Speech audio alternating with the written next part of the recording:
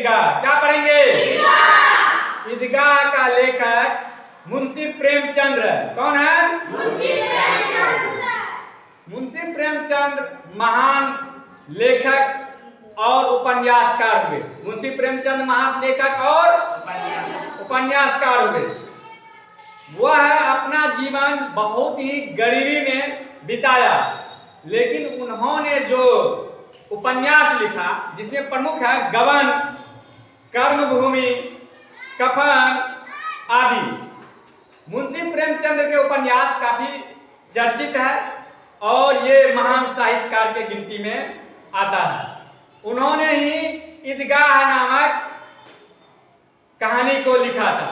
ईदगाह का मुख्य पात्र जो है वह हामिद, अमीना, मोहसिन, शमी और महमूद है। हामिद का पिताजी बचपन में ही मर जाता है। हामिद का पिताजी बचपन में ही मर जाता है। कुछ दिन के बाद उनके माँ का भी देहांत हो जाता है। किसके माँ का? हामिद के माँ का। किसके माँ का? हामिद के माँ का। अब हामिद पर दादी की साया मात्र रह जाता है। साल में एक बार ईद आता है। साल में एक बार 30 दिन के रोजे के उपरांत ईद आता है। अब अमीना जो कि हामिद के दादी थे, दादी को यह चिंता सता रहा था कि हामिद को कौन ले जाएगा मेला। हामिद को कौन ले जाएगा? गांव के सभी बच्चे अपने पिता के साथ, अपने अन्य सगे संबंधी के साथ मेला जाएंगे। हामिद किसके साथ जाएगा? हामिद किसके साथ जाएगा? हामिद को ले जाने वाला तो कोई था नहीं। अगर दादी उनको मेला ले जाती तो फिर घर पर सेवई कौन बनाता? जबकि सेवई लेने के लिए धोबीन के अलावा बहुत सारे नाई, जुलाहे सारे लोग आते हैं सेवई लेने। तो सेवई भी तो बनाना जरूरी था। अगर सेवई बनाती तो फिर उनको कौन ले जाता मेला? हामिद को। यह सोच करके अमीना का दिल बैठता जा रहा था। चिंता में वह डूबी जा रही थी और परेशान थी। हामिद उनके परेशानी को देख के कहता है, दादी आप चिंता क्यों करती हैं? दादी आप चिंता क्यों करती है? मैं मेला जाऊंगा और सबसे पहले आ जाऊंगा, मुझे कुछ नहीं होगा, मुझे कोई दिक्कत नहीं होगा। लेकिन अमीना छोटा बच्चा था, हामिद 6 वर्ष का, इसलिए अमीना को काफी चिंता हो रहा था कि हामिद कैसे 3 किलोमीटर तक पैदल जाएगा। 3 किलोमीटर तक पैदल जाएगा, इनके पैर में छाले पड़ जाएंगे, ऐसा मानना था अमीना का। लेकिन हामिद बहुत ही कर्मठ लगनशील बच्चा था और वह हिम्मत वाला बच्चा था, इसलिए उसको डर किसी बात की थी नहीं। वे कहता है अमीना से, दादी चिंता की कोई बात नहीं, चिंता की कोई बात नहीं। मैं मेला देख करके अकेले आ जाऊंगा अपने दोस्तों के साथ। दोस्त तो जा रहे हैं, उन बच्चों के साथ मैं भी चला जाऊंगा। बस कुछ देर के बाद सभी बच्चे खेलते कूदते हुए मेला की तरफ चल पड़े।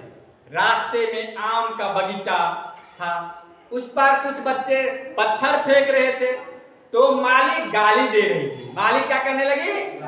गाली देने लगी। यह क्रम चलता हुआ सभी बच्चे मेला पहुंच गए। सभी बच्चे किसी मोहसिन के पास 12 पैसे थे, जबकि महमूद के पास 15 पैसे थे, शम्मी के पास भी अधिक पैसे थे, लेकिन मात्र 3 पैसे हामिद के पास थे। कितने पैसे थे? 3 पैसे थे हामिद के पास। सभी बच्चे मेला में कोई मिठाई खरीदा, कोई रेवड़ी खरीदा, कोई खिलौना खरीदा, जिसको जो पसंद था वह खरीदा। महमूद सिपाही खरीदा। महमूद क्या खरीदा? सिपाही। खाकी वस्त्र पहने हुए सिपाही, लाल टोपी पगड़ी पहने हुए सिपाही। सिपाही का बना हुआ खिलौना मिट्टी का महमूद खरीदा, मोहसिन रेवड़ियां खरीदा, और सम्मी जो है वह खंजरी खरीदा। खंजरी समझता है? समझती है? नहीं समझती है? समझ रहा है? खंजरी लकड़ी का बना हुआ ढोल नुमा होता है, उसके अंदर में खोखला रहता है, और बीजी जिसको हम लोग अपने गांव के भाषा में कहते हैं नेवला, उसके खाल को उसमें लगाया जाता है। एक तरफ से पकड़ करके पीटता है तो उसको आवाज आता है, उसमें एक तरफ खुला हुआ रहता है, ठीक है, खंजरी कहते हैं उसको। तो खंजरी खरीदा कौन? सम्मी। मोहसिन कहता है हामिद लोल रेवड़ी खाओ। जैसे ही हाथ बढ़ाया हामिद, मोहसिन वो रेवड़ी उसको नहीं दे करके अपना खा लिया। इस पर सभी बच्चे ताली बजा करके हंसने लगे, मजाक उड़ाने लगे हामिद का। हामिद को भी इस बात से अच्छा नहीं लगा। कुछ दूर सभी कोई अपना अपना खिलौना खरीद लिया। हामिद आगे बढ़ा। आगे लोहे का दुकान था। किसका दुकान था? लोहे का दुकान था। लोहे के दुकान पर हामिद चिमटा खरीदा। क्या खरीदा? चिमटा। क्या खरीदा? चिमटा।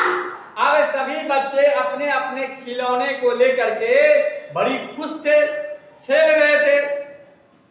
तो अन्य हामिद के साथी जो था वह कहता है हामिद को कि तुम ये चिमटा लेकर के क्या करेगा पगले, खिलौना लेता तो खेलता।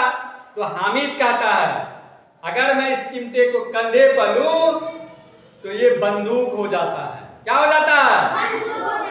और मैं गर्व से गौरवान्वित होता हूं बंदूक अपने कंधे पर लेकर के।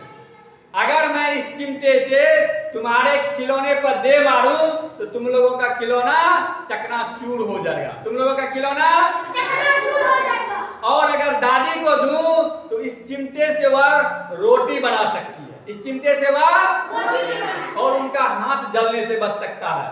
सोचो हमारे चिमटे में कितना गुण है, कितना गुण है। और तुम लोग जो मिट्टी के खिलौने लिया है ये तो टूट जाएगा, ये तो टूट जाएगा, कोई काम का नहीं है, कोई काम का नहीं है। इस तरह से सभी बच्चे प्रभावित हो गए हामिद के बात से।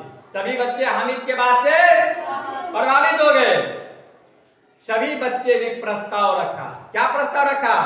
कि सब कोई बारी बारी से अपना खिलौना छूने के लिए हामिद को प्रस्ताव दिया और कहा एक बार तुम मेरा खिलौना छुओ और तुम अपना चिमटा मुझे दो, तुम अपना चिमटा मुझे दो। इसी तरह से सभी बच्चे अपना खिलौना हामिद को दिया छूने के लिए, खेलने के लिए, और हामिद भी चिमटा अन्य साथियों को दिया। इस तरह से सब खेलते धूपते बच्चे अपने घर के तरफ चल पड़े, अपने घर के तरफ चल पड़े। जब हामिद अपने घर पर पहुंचा तो दादी देखती है कि हामिद के हाथ में चिमटा है। हामिद का हाथ में क्या है? चिमटा। क्या है? चिमटा। अमीना कहती है अरे पगले तुमको तो मात्र मैंने 3 पैसे दिए थे, मिठाई खाता, गुलाब जामुन खाता, रेवड़ियां खाता, जलेबी खाता, ये क्या ले आया? हामिद अपराध भाव से कहता है दादी ये चिमटा है। ये क्या है? चिमटा है। इससे मैं अपने कंधे पर रखूंगा तो ये बंदूक का काम आएगा। अगर मैं किसी को मार दूंगा तो ये लड़ाई के काम आ जाएगा, और मैं तुम्हें दे दूं तो तुम रोटी बनाने के तुम्हारे काम आ जाएंगे। एक चिमटे से कितना काम होगा? बहुत सारे काम हो जाएगा। खिलौने तो टूट जाएंगे, खिलौने तो टूट जाएंगे, लेकिन चिमटे टूटेंगे नहीं। चिमटे कितना काम आएगा? दादी को जो अपराध गुस्सा था हामिद के प्रति वह अब स्नेह में बदल गया। वह अब किसमें बदल गया? स्नेह में बदल गया, प्यार में बदल गया। कि यह छोटा सा बच्चा कितना समझदार है, यह छोटा सा बच्चा कितना समझदार है। यह मात्र 3 पैसे लिया मेला देखने के लिए, उससे भी वह ऐसा सामान खरीदा जो उनको भी काम आ जाए और दादी को भी काम आ जाए।